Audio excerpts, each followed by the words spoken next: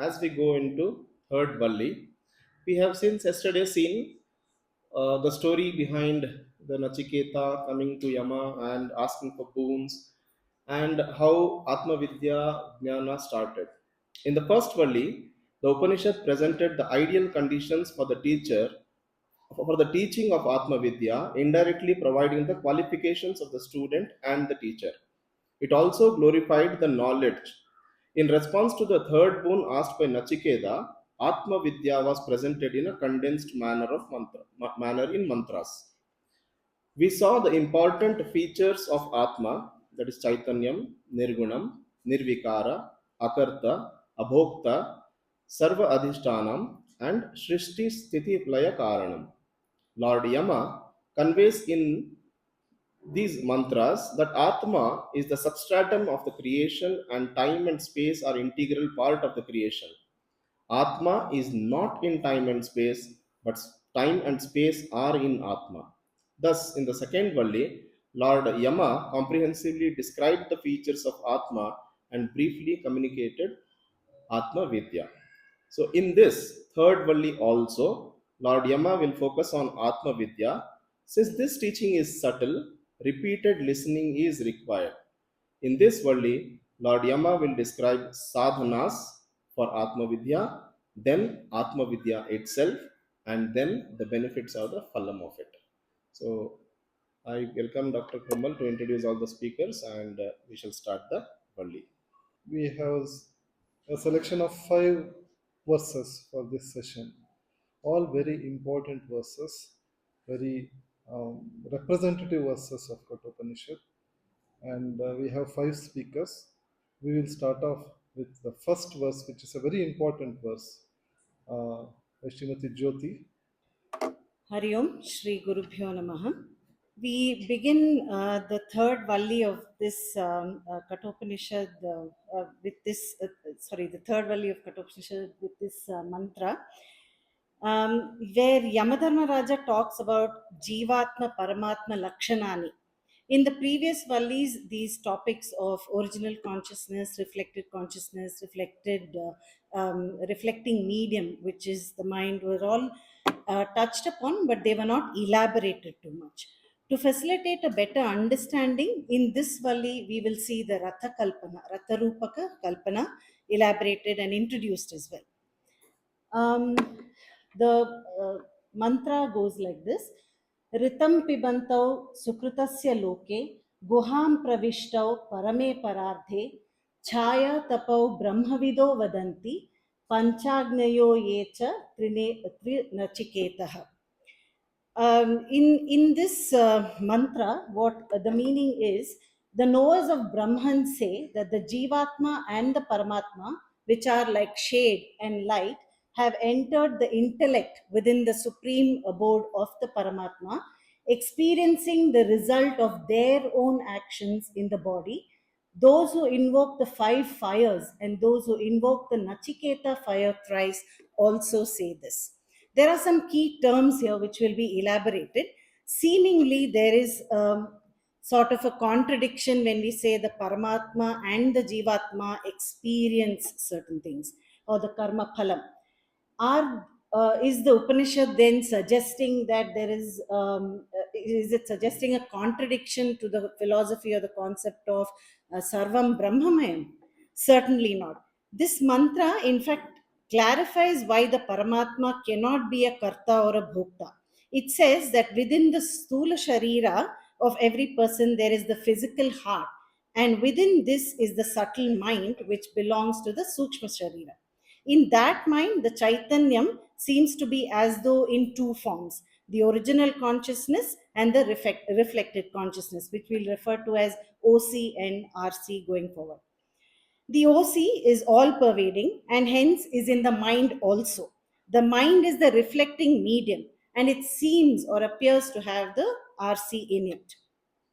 Sri Shankaracharya in his Bhashyam clarifies these terms which are Pibantav, Guham Pravishtav, which are dual, and when it comes to the Paramatma, we typically refer to as the in the singular form, right?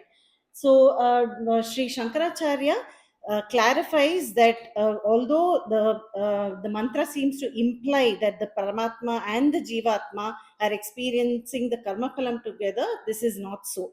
He says that this is due to two reasons.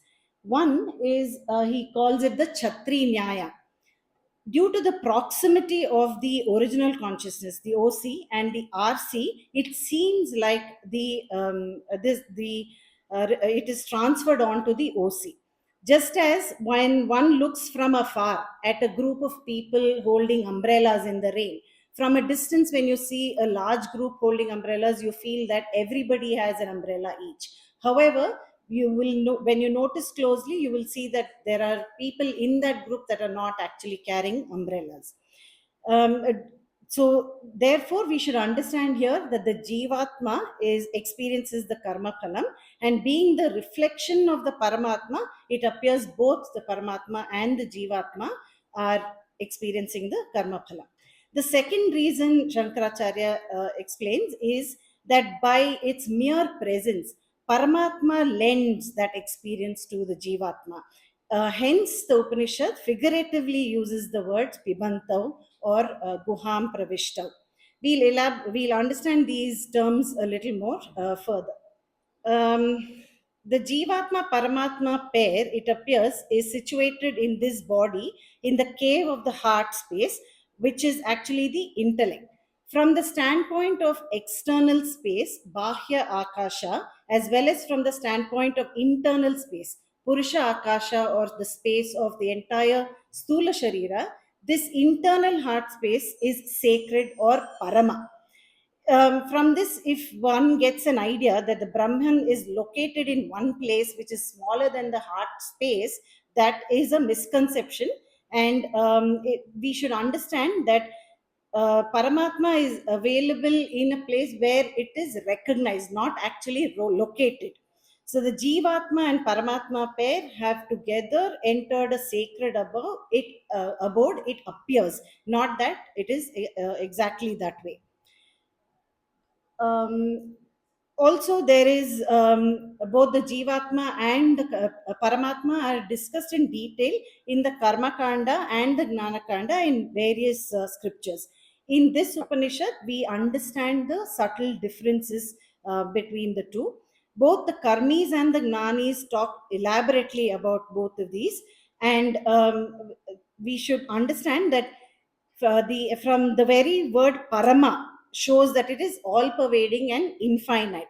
When we talk about paramatma, it is desha kala atita chaitanyam. It is one eternal, all pervading. It is eka nitya sarvagata, etc. It is analogous to space, that is, it is all pervading. It cannot undergo any change. It is nirvikara, it cannot travel. This paramatma pervades the body and the mind as well.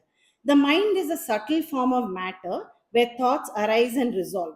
In sleep, when the thoughts are absent, the mind still exists.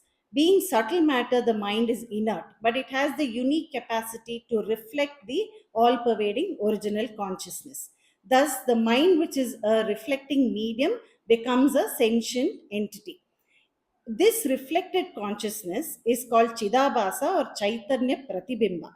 The Atma is inherently sentient, but the mind is sentient because of the borrowed blessing of the Atma. We have elaborated further on the distinction between the OC and the RC on the slide.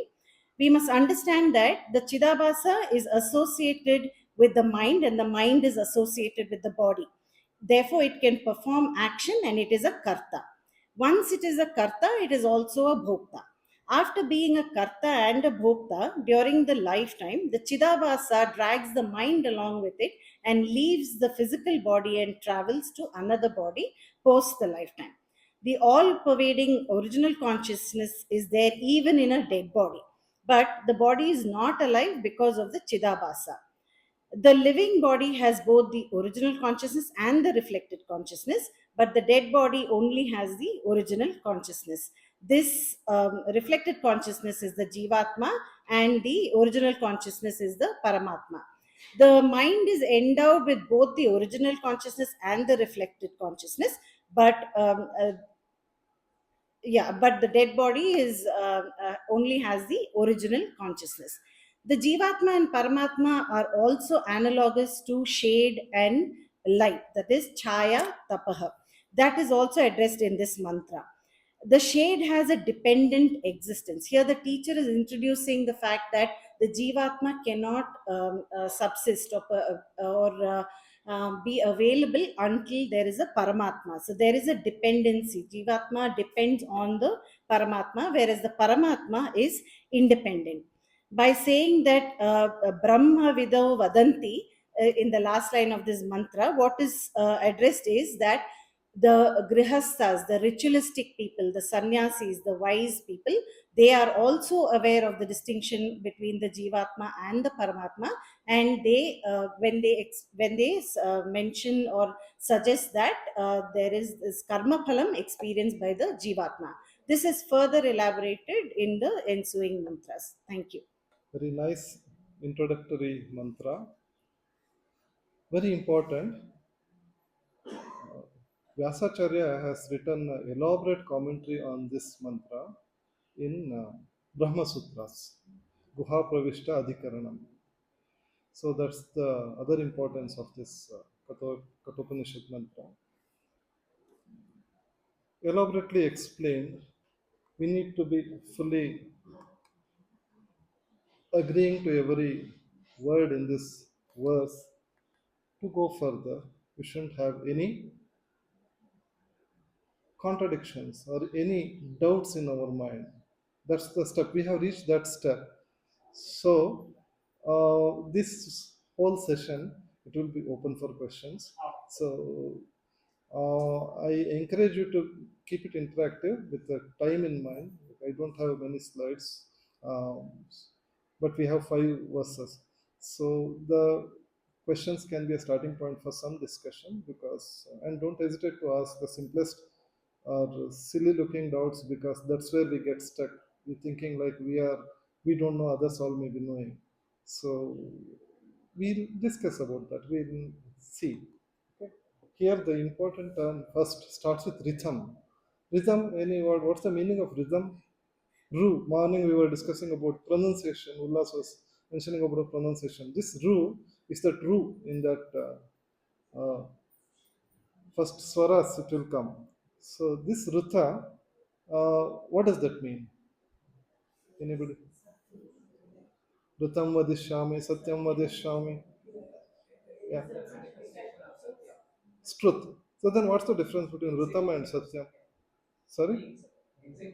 Execution of Satya or the reverse of it. Rhythm is the thing which is there as is, and when it is spelled out using our language, it becomes Satya.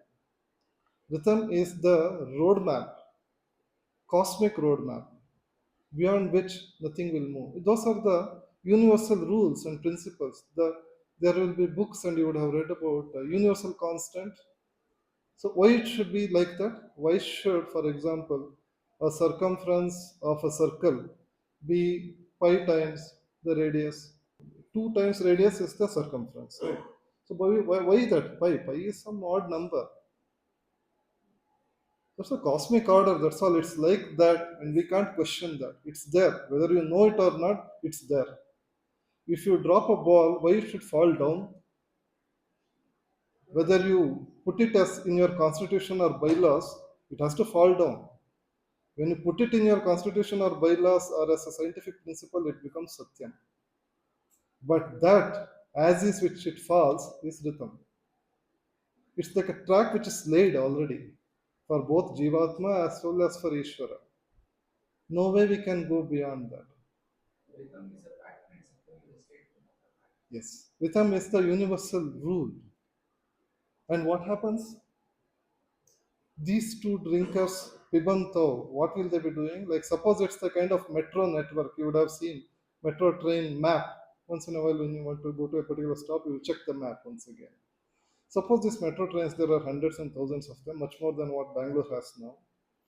And each of this metro train has a chain connected to its top, and a huge crane much higher somewhere 10 kilometers above the sky is holding all those chains together, and they allow this metro to move.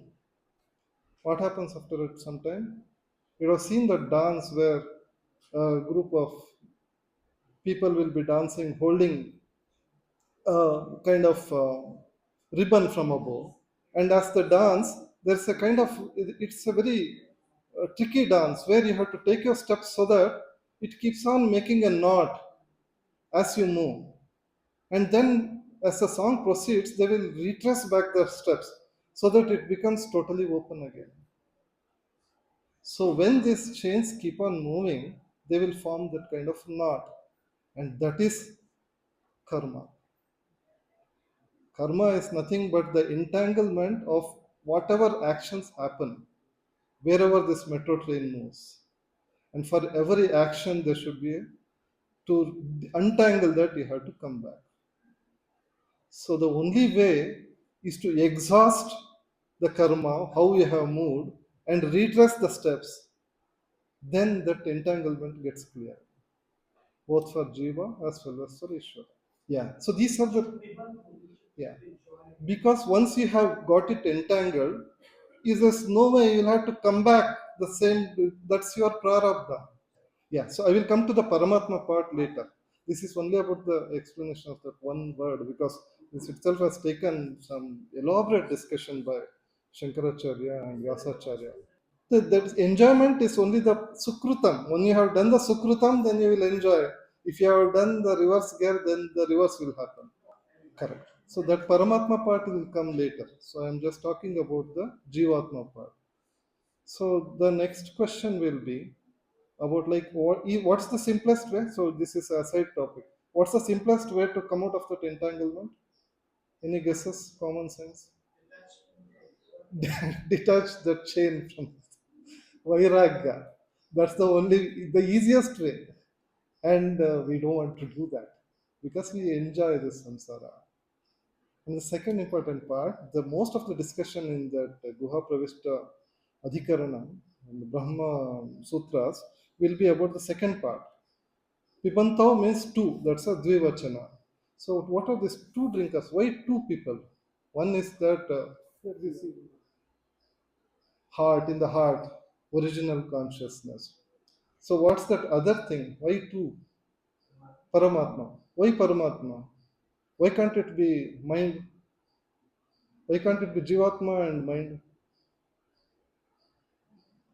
These are the questions. Purva Pakshi asks these questions in that Brahma Sutra.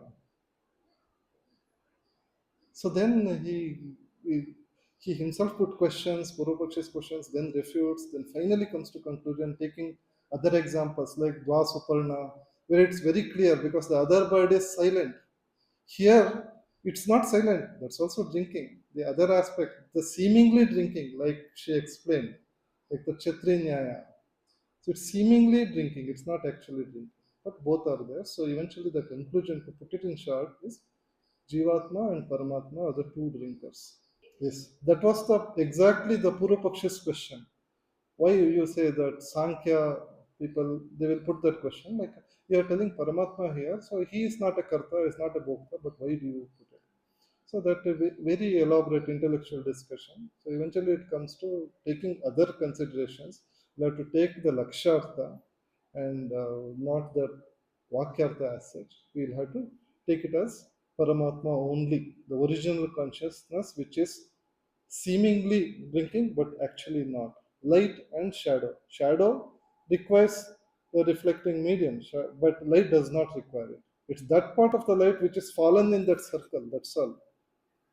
Light is there. You have earmarked. It's that part which is put there. That's all. Those two people, the both ritualists as well as Brahmajnanis won't take it that way. So that's the second half of the mantra. Two drinkers went on a evening to Tirumala Wines, somewhere nearby. So evening they were good friends after a weekend. They drank well, they were in a high. So then they suddenly felt both get into the depression. So we shouldn't be doing this. This is enough. We need to do something more meaningful. Then they walk past just 100 meters away. Up to 100 meters, there shouldn't be any educational institution or temple. So exactly 101 meter, there is a temple. So they come close to the temple. Then they realize, okay, we should find God. We will just surrender to God. Enough is enough. Now we will change. Then generally auto fellow will be standing near the temple, not near the winery to get good customers. So, ಬರ್ತೀಯಪ್ಪ ಎಲ್ಲಿಗೆ ಹೋಗ್ಬೇಕು sir ನಾನು ದೇವ್ರ ಹತ್ರ ಹೋಗು. He understood these are totally drunk. Sir 100 rupees ಆಗುತ್ತೆ. See, they are totally drunk, they don't even know. Okay, 100 rupees ಅಷ್ಟೇನಾ ದೇವ್ರ ಹತ್ರ ಹೋಗುತ್ತೆ. Okay, we'll sit. Let's sit inside. Then this fellow, auto fellow thinks, oh, this is here only. Why they are worried? So, but anyway, they are drunk. If they say I don't come, they will hit me. So anyway, I will do some motion like I am moving. So then he starts the engine, revs up for some time, and then stops. ಬಂತ ಬಂತು ನಿಮ್ಮ ದೇವಸ್ಥಾನ ಬಂತು ಹೇಳ್ಕೊಳ್ಳಿ. First person say oh thank you ಗುರು, ನಿಮಗೆ ಇದು ಎಷ್ಟು ಕೊಡಬೇಕು 100 rupees, ಒಳ್ಳೆ ಕೆಲಸ ಮಾಡಿದ್ರಿ, ದೇವ್ರ ಹತ್ರ ಬಿಟ್ಟಿದ್ದೀರಿ, take this 100 rupees. Then second fellow stares at the driver and slaps on his face. Driver feels, oh, he has understood my mischief. Then he continues, this fellow, second fellow says, from next time, drive carefully. Don't drive rashly, you will create accidents. So, like that, when you get into that ratha, you should know where you need to go. So, that comes in that famous Ratha Kalpana. So, nowadays the Ratha is over metro, auto, and all. So, those days, the best example was Ratha. So, what is that Ratha? What is that Ratha Kalpana? How do we disintegrate ourselves into different parts so that eventually to negate? Eventually, also Vedantins, we know we need to negate one by one. So, what are those parts? Who is controlling us? Will come in the next verse. That's Ratha Kalpana. That's the third mantra by Mr. Karthik. See, how I have understood Ritam and Satyam is this way, because I couldn't stop. There's a beautiful sunrise. That is Satyam. You see it, there is sunrise, there is sunset, and there are a lot of poets writing. They waxed eloquent about sunrises and sunsets. That is Satyam. It is happening. You're seeing it. But Ritam is, what are you saying? There is no, sun doesn't move, it is the earth that moves. That is Ritam. Another way that I have resolved is moonlight. Somehow amongst all our literature and all that, moonlight is loved, and sunlight is not as much loved as it is revered. But actually, it is the same. I mean, without sun, there is no moonlight. So when we say moonlight, without the sunlight, there is no moonlight. So when we say moonlight, somehow our mind becomes, kind of, the poets are inspired. And when we talk about sunlight, the other people, the ritualists and the other people who say it drives it gives us energy, and all the more sober people get inspired. But it is the same light. So that is Ritam and Satyam. That is how I have resolved it myself. I don't know if it helps, but anyway. Okay, now this is the shloka or mantra, sorry, which is very famous, which is almost, it cannot be, conceived of in any other way. It is almost, this Rathakalpana has been copied within quotes onto various other cultures, into Greek culture and Roman culture and all that, these things. Okay, here the concept of the lower self and the higher self, their relationship, and how the lower must strive to reach the higher has been made into a famous metaphor by Yamadharma Raja. Shankaracharya gives an introduction up front.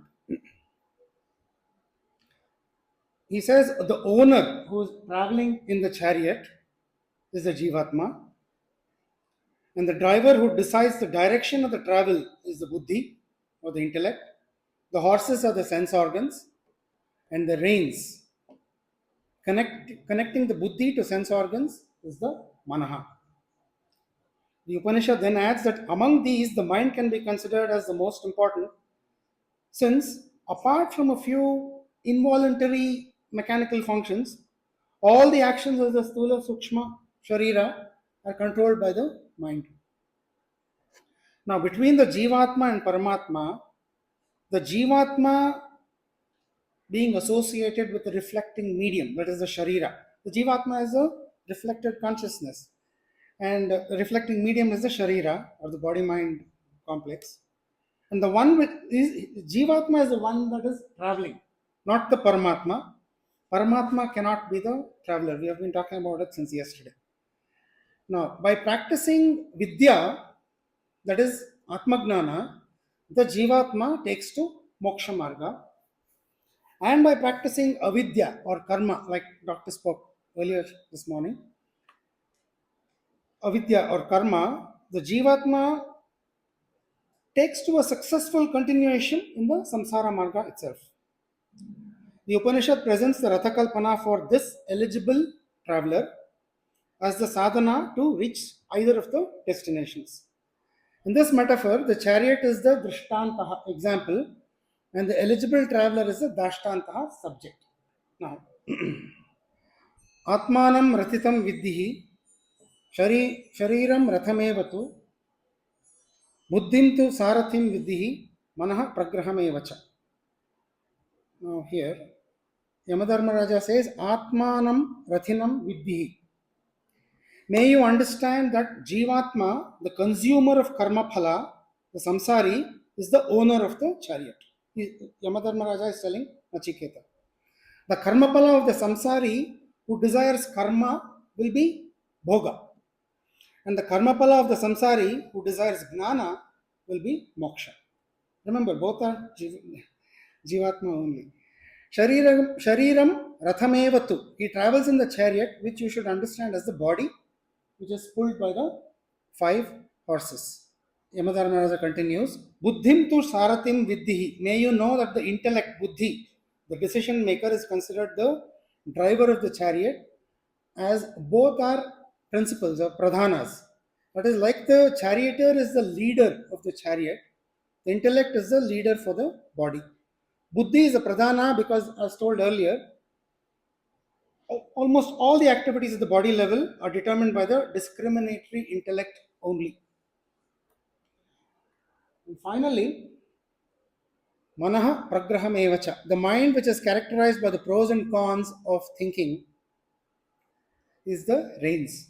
And like the horses are controlled by the reins, the sense organs are controlled by the mind. Now, this is a metaphor. Metaphor for what? One of the first things is mind management. Now, we know we have been talking about Shama and Dama. Let's go back a bit. Shama, which is a mastery of the mind with respect to desires, is an internal restraint, while Dama is a restrainer external of the Indriyas. The practice of Shama includes the practice of Dama, as the Indriyas will not move or work without the help of the mind. However, the practice of Dama is necessary and should go hand in hand with Shama. The sadhaka must address the enemy being desire, from within with Shama and without with Dama. And only then can one control the mind easily. An example is if you renounce the desire for eating mangoes, it is Shama. If you do not allow the feet to carry you to the market to purchase the mangoes, or if you do not allow the eyes to see the mangoes, or if you do not allow the tongue to taste them, then it is Dhamma. When Dhamma and Shama are in place, means the body and mind are integrated. They become a more powerful entity. And Uparama, which is the next one, Uparama is almost sannyasa. That steps in. In summary, the body that is, the chariot, must be healthy, horses should be well controlled, and the reins must be handled well. For the traveler, this is a sadhaka in either marga, moksha marga or samsara marga. That's it. Thank you. Thank you, sir. So, very beautiful analogy, very beautifully explained. If there is only one thing to be carried, take home from today, it will be this chariot analogy. Or rather than today, if it is only one which can, which, or only one which could be carried of this whole retreat, this could be one. So this is of that importance, and this is so importance in our understanding of how intellect is important, and without proper intellect, how sense organs can go in uncontrollable manner. Very nicely described. The object of senses has been represented by road. The senses themselves have been represented by horses, the mind being reins, the intellect being the charioteer, and the individualized Atma himself being the passenger, and whole chariot being the body. Now, what is important here is one, we need to have discrimination, and then a proper intellect about it. So what happens if we don't have discrimination? What happens if intellect is there without discrimination? What happens if intellect is there with discrimination? All these has been explained in subsequent verses. Like the unruly horses, for the one not having discrimination and disciplined mind, the sense organs will be uncontrollable. So that is why discrimination is so important. And what happens if there is discrimination? It becomes a tame horse. Like a tame horse, for the one having discrimination, the disciplined mind, the sense organs will be controllable. So that is how we can control sense organs with this sense of discrimination. Now, coming on to the intellect. Is intellect all enough? Intellect without discrimination, without a disciplined mind, and is ever impure, does not attain the goal. He continues the life of bondage. What is important is one with a discriminative intellect, the intellect with a discrimination, with a disciplined mind, and is ever pure and attains the goal from which he is not reborn. So, one with the discriminative intellect as the driver, disciplined mind as the reins, reaches the destination of journey, which is gaining the knowledge of Brahman. So, sense objects here, when we analyze here, sense objects are superior to the sense organs. Mind is superior to sense objects, and intellect is superior to the mind, and Hiranyagarbha is superior to the individual intellect. That is how superiority happens. The unmanifest is superior to Hiranyagarbha, and Atma is superior to the unmanifest. There is nothing superior to Atma, and this, that is the culmination and the highest goal. Being hidden in all beings, this Atma is not recognized, but the people of subtle vision with the sharp intellect understand this. The chariot, as the previous speaker Karthik sir has already explained, the chariot or the body must be healthy, and without the fit body, journey is not possible. Do not neglect your health. That is arogyam. The sense organs or the horses must be well controlled. So control sense organs, that is beautifully described, what is called as dhamma. To keep the sense organs under control, the mind or the reins must be handled properly. Only through the mind, the sense organs can be disciplined. Therefore, mind control or sama is also important. The driver must know the destination and the route clearly. If the driver doesn't know where to go, he will keep moving around endlessly. The intellect must know what the goal of life and the path leading to the goal are, and that is Viveka, and that is the most important one. Through this, all of them must function in coordination. Very important. Integration and teamwork are required. So when I say this is important, that is important, everything has to work as one team. Then only the integration, or what we call it as arjavam. When the intellect decides, all the organs must cooperate. And when all these conditions are met, the traveler can comfortably reach moksha. So, this is the analogy what we see here. After this chariot analogy, verses move on, and the Upanishad talks about Jnana Yoga, the spiritual journey. It is not an eternal physical journey, but it is in the form of enquiry or vichara yatra. In this portion, Lord Yama beautifully represents the Panchakosha Viveka, a method of self enquiry. In this method, I gradually withdraw the attention from Annamaya to Pranamaya to Manomaya to Vijnanamaya and to Anandamaya and then to my own nature. The witness consciousness of everything in the world. A subtle and sharp intellect is required for such enquiry because the object to be known happens to be the subject. With this, let us see the further verses talking about Jnana Yoga aspect. I now call upon Sanjay Benikal sir to talk about the next verse. Om Shri Gurubhyo Namaha. So the previous verses, the Yamadharmaraja has described about the Panchakosha Viveka, which Satyanarayan mentioned.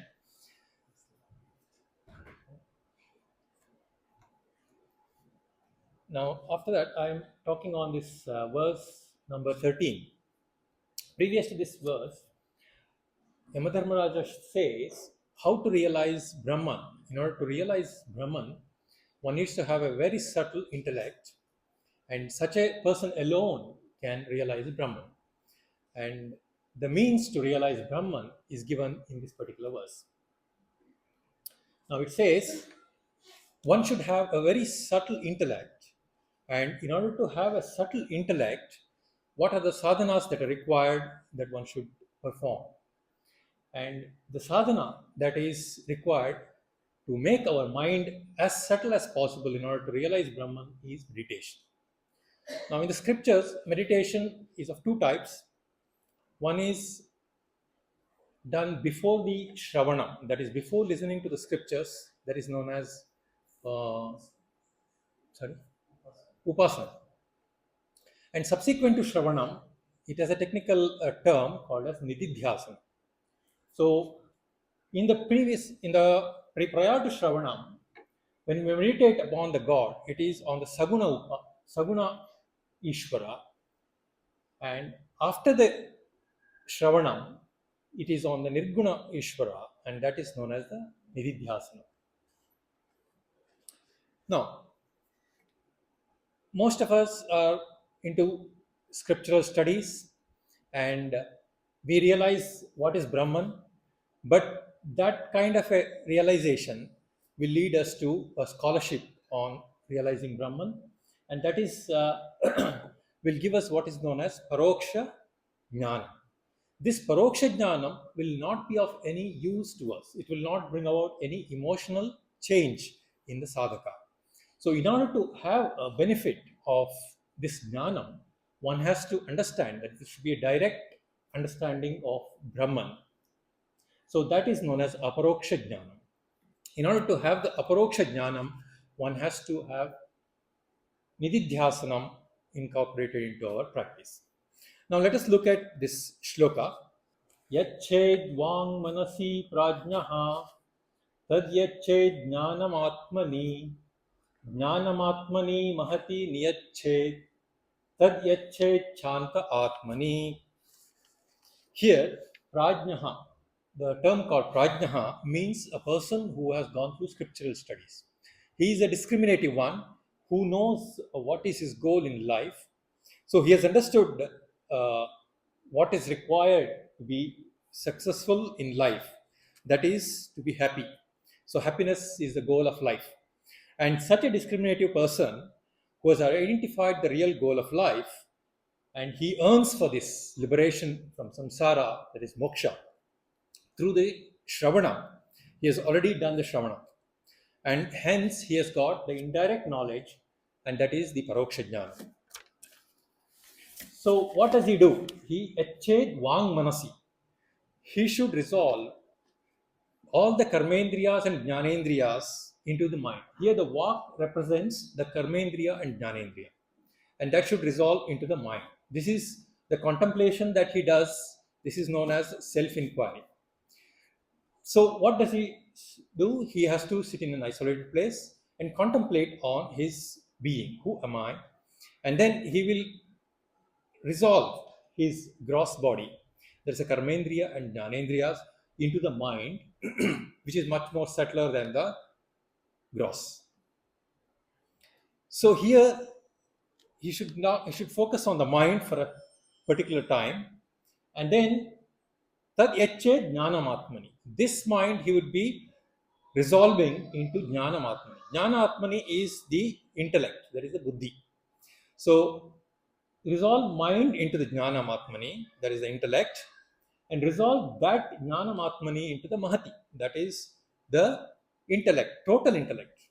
The individual intellect is the mind. The mind, which will, the intellect, will resolve into the total intellect, which is the mahat. So he is going on a journey from grosser to subtler, subtler and subtler. Now this mahat is further resolved into Shanta Atmani. Now, this is the ultimate. The subtlest of all the beings is the Paramatma or the Brahman, and that is the Shanta Atmani. That's what is reflected in this verse. So, here you see the sadhaka is moving from grosser into subtler and subtler, and making his mind too subtle to realize that he is none other than the body mind complex, but he is the Brahman himself. Because everything else gets resolved into Brahman, nothing else exists apart from Brahman.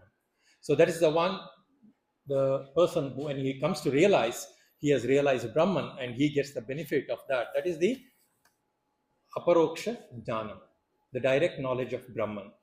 So, how long it will take?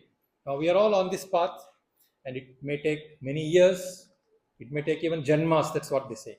So, what we are supposed to do is to enjoy this whole journey and get there as quickly as possible, at least in our lifetime. And we need not have to postpone it to the next janma. Hopefully, we should be able to realize Brahman in this janma itself. Thank you. Thank you, Dr. Sanjay. It's getting deeper and deeper. It's tough. We need to spend time on it. We have already spent, we are revising now. So, but still, so it's certain that we'll be taking home questions to contemplate further. Okay. We saw the Ratha Kalpana. We have a fit charioteer. Horses are under control. Reins are in good hands. What do we do now? Where should we go? We'll go to the next verse, next mantra, Srimati Mamta. And a very important mantra which will make us wake up, arise, awake, wake up. A very famous mantra. Shri Gurubhyo Namaha. Let us begin this mantra with the chanting. Uttishtata Jagrata Prapya Varani Bodhata Shurasya Dhara Nishita Duratyaya Durgam Pathastat Kavayo Vadanti. The literal meaning of this mantra, that is the 14th literal meaning of this mantra is, that is the 1.3.14, arise, awake, having approached the great ones, know the Atma. That the wise declare that the path of self knowledge is difficult to tread. just as the sharp edge of a razor is difficult to tread. This is a very comprehensive mantra that describes the entire range of spiritual sadhanas. Swami Vivekananda's famous saying, "Arise, awake, and stop not till the goal is reached," is derived from this mantra itself. The first stage of the sadhana is identifying the problem, just like in all problematic situations or scenarios. In spiritual practice, we can identify the problem through karma yoga, that is, doing proper actions with proper attitude and accepting every result of action with an attitude of gratitude. Practicing karma yoga as a way of life will help us in knowing what exactly we need. It will purify and sensitize or alert the mind, leading us to analyze whether the problem is with the world or within us. Karma yoga will eventually make it clear, very clear, that self ignorance or agnanam is the main problem or the major problem, and the mind needs to be strengthened or sensitized or made alert through the knowledge of the self. This point is reiterated in the Bhagavad Gita 15th verse of the 5th chapter as well, where Lord Krishna tells Arjuna that all beings are suffering due to one problem in the world, that is, ignorance of the self. Discovery of the problem as self ignorance or waking up to our problem is indicated as Uttishtata in the mantra. And time it takes for the recovery or discovery of this problem varies from person to person. It could take years or decades or several janmas, as Dr. Sanjay sir also mentioned in his presentation. Once we have understood that the problem is ignorance of oneself, then the next stage is to wake up to our own nature or self, which is ever free, pure, and secure. This is indicated as Jagrata in the mantra. And Gnana Yoga is the means to achieve the Jagrata stage. Now the question arises as to how does the knowledge of the self dawn upon us, or how do we wake up to our true nature or the self? Yamadharmaraja says, knowledge never happens. Aging, hunger, death, and everything else will happen with time. Knowledge of the self requires putting effort on our part in the form of prapya varan nibodhata, which means we need to go to a guru reverentially and request for the knowledge. In other words, knowledge is gained or has to be transferred by systematic and consistent study of the scriptures under the guidance of a competent guru for a length of time, that is, Shravana, which is listening, and Mananam, which is doubt free conviction of the knowledge. Transfer of knowledge through shortcuts like touching or siddhis is not possible. Fact that Lord Yama teaches Nachiketas about self-knowledge systematically indicates that knowledge involves systematic teaching through a guru until the student comprehends the teaching, that is Aham Brahma Asmi. Yeah. Lord Yama goes on to say, Kavayaha Vadanti, which means wise people declare that going through the Gnana Marga is very difficult. Lord Yama compares Gnanamaga to sharpened razor's edge and says, Kshurasya Nishita Dara Duratyaya. That is, just as it is extremely difficult to walk or tread through the sharpened razor's edge, similarly, Gnanamarga also is just difficult. However, Gnana Marga cannot be avoided because Gnanad eva kaivalyam. Gnana Marga alone leads to ultimate reality, that is moksha or liberation. Swamiji says Gnana Marga can be made easier by preparing our personality or our mind. And how do we prepare? We prepare through acquiring the sadhana chatushaya sampatti, that is the 4 Ds: discrimination, dispassion, that is sixfold disciplines. I'm sorry, dispassion, then sixfold disciplines, and desire for liberation, which can be achieved by the combination of karma yoga and upasana yoga. Karma yoga helps in acquiring the 3 Ds, that is discrimination, desire, and dispassion, while upasana yoga helps in acquiring the sixfold disciplines.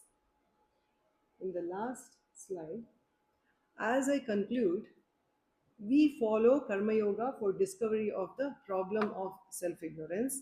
we follow Gnana Yoga for knowledge of the self, then Dana Marga is not is not an easy ride. We can make it easy, however, and a pleasant ride with better preparation of the mind through a combination of Karma Yoga and Upasana Yoga. In other words, through the qualifications of Sadhana, Chaturshaya, Sampatti. Thank you, sir. Hari Om. Shri Gurubhyo Namaha. अशब्दम् अस्पर्शम् अरूपम् अव्ययम् तथा रसं नित्यमगन्धवच्चयत् अनाद्यनन्तं महतः परं ध्रुवं निचाय तन्मृत्युमुखात् प्रमुच्यते. This is a very important verse not only of Kathopanishad but of the whole of Upanishadic literature itself. Here, the definition of the Brahman or the Atman is given. The verse specifies that Brahman cannot be objectified. Brahma Anubhava is not possible because, as it is mentioned in the verse, it is Ashabdam, Asparsham, Arupam, Arasam, Agandhavat. All these five words together mean Brahman is free from the fivefold properties of sound, touch, taste, smell and form, which means Brahman is not available for sensory perceptions. Brahma darshanam is not sorry, yes, Brahma darshanam is not possible because it is anadi, that is without birth, anantam, without anantam, without death, avyayam, without the intermediary modifications like asti, that is the potential existence, jayate, birth, vardhate, growth, viparinamate, transformation, apakshiyate, that is decay, and then nashaha is the death. So therefore only dhruvam, meaning absolute. Desha kala atitam, nityam means it is eternal. So we have to understand here that Brahman is free from the spatial and the time limitations. Whatever we see around us has sound. It has shabda, sparsha, rupa, rasa, gandha.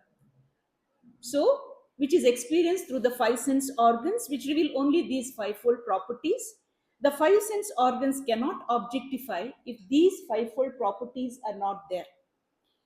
So that this means then that entire external world is not Brahman because it has the element of Shabda, Sparsha, Rupa, Rasa, Gandha. Then the internal experiences like the visions during the intense meditations or some mystic experiences, can that be Brahman is the question. No, even that cannot be, because we know the Brahman definition is that which does not arise or depart. So then, if it is neither outside nor inside, is there Brahman is the question before us. The teacher says, it is you are Brahman. So, the experience of everything, I am Brahman. I am ever the experiencer, never the experienced, ever the seer, never the seen, ever the heard, ever the hearer, never the heard. So Brahman is available only for owning up as I am Brahman, never ever for objectification. Nichaya, meaning having known, I am Brahman in the manner of Atma Bhavena, then what will happen? Mrityu Mukhat Pramuchyate.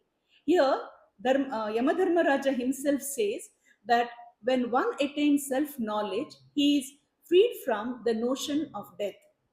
Even Yamadharma Raja cannot touch him. Here it means we have to understand that one will be freed from the notion of mortality. It does when one's swabhava is immortal, then there is nothing like becoming immortal. So what will happen next? Mrityu Mukhat Pramuchyati. One will be freed from the notion of death, and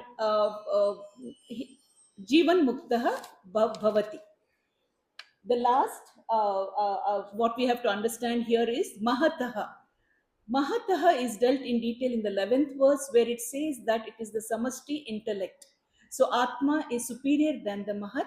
But there in the verse it says, unmanifest is superior to Mahat. Unmanifest here means the Karana Prapancha. So Karana Prapancha is superior to Mahat, but Atma is the supreme, the superior, ulterior goal. So, this Atma or the Brahman is Ashabdam, Asparsham, Arupam, Arasam, Agandhavat, Anadi, Avyayam, and Anantam. This Brahman we have to understand, and this is it. Thank you. So with that, we come to the end of this session. So, question. So, I have a question before that. So, this is the most direct definition of Brahman. That's why this verse is very, very important. The verse Srimati Vidya just, the mantra which she quoted, not just in Kathopanishad, but in the entire Upanishad, because it's not common that we get a clear definition of Brahman in a single mantra like this. Ashabdam, Asparsham, Arupam, Agandham, Arasam. Very clear. That corresponds to five Panchabhutas eventually, right? So why, my question is, why Panchabhutas? Why only five elements? Why not six? Why not four or three? That's how again it we come to the primacy or the most grossness of sense organs. We have only five. Everything stems from there. That's why we have Panchabhutas. If we had four senses, we would have four Bhutas. If we had six, we would have had six Bhutas. So, can anybody explain how they are created? Like, what's the subtlest among the five? Divakar. Akasha, because that's the only thing which we can feel, right? That's the only thing. Yeah. Next one will be Vayu, because you can feel as well as you can hear. Then the third one will be Jala. You can Akasha, you can only hear. Yeah. Then Vayu, you can feel. I mean, breeze touches your skin. Yeah, Agni, you can, with these two, you can see also. Fourth one is Jala, which you can, no, taste comes the last. Yeah, Jala is the taste. The fifth one is the Gandha. So that's why the five Panchabhutas have come, because all starts from. That's why here now we can resolve why it's given the grossest form, sense sense organs. Are we coming to a stage in which everything what we see, what we hear, what we touch is unreal? If we are just getting a sense of that, we are in the right direction. It starts from there. The next will be the sense objects, the next will be the mind, next will be the intellect. Each one, each level, we are going to negate and drop it off in the end, including the intellect. Thank you. Thank you very much. Huh?